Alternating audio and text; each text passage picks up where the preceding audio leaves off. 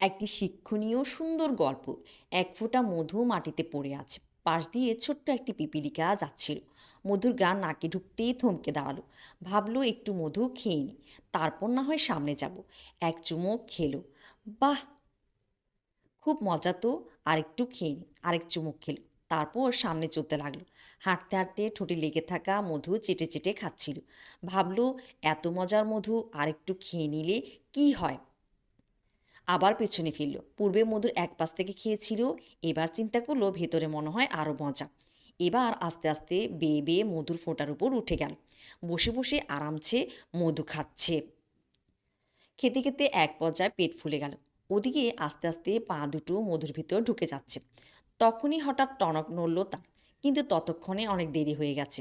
মধু থেকে নিজেকে ছাড়িয়ে নেওয়ার জন্য আপ্রাণ চেষ্টা চলছে, কিন্তু না, মধুতে তার সমস্ত শরীর মাখামাখি অবস্থা। অনেক চেষ্টা করেও নিজেকে আর উদ্ধার করতে সক্ষম হলো না।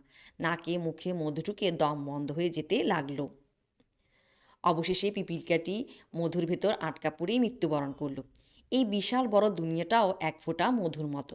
যে এই মধুর পাশে বসে হালাল ও অল্পতে সন্তুষ্ট থাকবে, সেই বেঁচে গেল।